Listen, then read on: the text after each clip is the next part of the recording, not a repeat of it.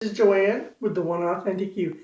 Today I'm going to tell you another one of my true ghost stories. It's something I experienced when we first moved into this neighborhood. It had to do with one of the houses on the street. We live on a cul-de-sac. Whenever we would drive into our cul-de-sac, there's a house that sits on the side over here. And my eyes would always fall to a corner of that house. And I thought, what's going on there? Obviously I'm connecting to an energy. This happened numerous times. And then one day we were going by the house, and all of a sudden it was like I felt a grief. It was incredibly deep grieving. And I told my husband, I said, man, I don't know what's going on. I can feel grieving. It's coming from right there. Okay, this happened a bunch of times. And then one day I was walking to the mailbox to pick up my mail, and I encountered one of my neighbors. And she stopped and she started chatting with me, and she was filling me in on the neighborhood and things. And she was telling me about that house, the previous owners to that house. Apparently, the woman who lived there shot herself at that very corner of the house in front of her family, her kids and her husband. I couldn't believe it. I thought, okay, that's why I'm picking up on the grief. I realized at that point I knew it was the woman's spirit. Her grief had tattered her to this earth. She couldn't leave because of the grief. Okay, let's fast forward maybe a month later. One day, all of a sudden, out of the clear blue sky, my husband and I and my daughter, she was real little when we came here. We started to smell. It smelled like rotten flesh, like when an animal dies and it's been there for a while. That type of smell. We couldn't figure out where it was coming from. So my husband would walk in one part of the house, I'd walk in another. He couldn't smell it, but no matter where I went, I could smell it. So all of a sudden it registered, somebody's here, and it's following me. And then all of a sudden, I felt that grief, and I knew it was that woman. I had never. It was hard because when you tune in, to other people's feelings, whether they're here or they're not, you have to be careful not to get so caught, not to get lost in it. Because I've had grief overtake me before. I've had different emotions overtake me before. So I'm trying to find that balance quick in myself. I got to find it now. It's happening. I finally got myself balanced out, and it took me a while to convince her that it was okay. You know, she just felt so horrible that she had shot herself in front of her children and her husband. But it was her children, I think, that bothered her the most, which it would have me too.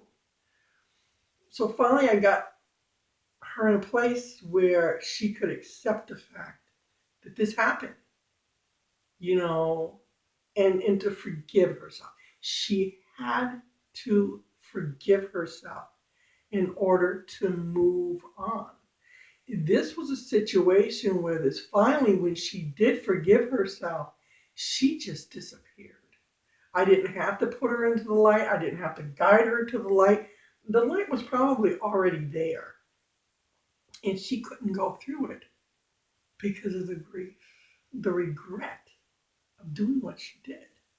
But like I said, once she reached that point where she could forgive herself and be okay with it, she was gone. She went where she needed to go. And then I never sensed that spirit again. I was never drawn to that house. I never felt any grief. The smell that permeated our home was gone. It was all gone. But it was intense when it was happening. And I had never had a spirit come to me where it smelled like rotting flesh, but it kind of depicts, what she was in, the energy she was in, and whatnot. But she did go over.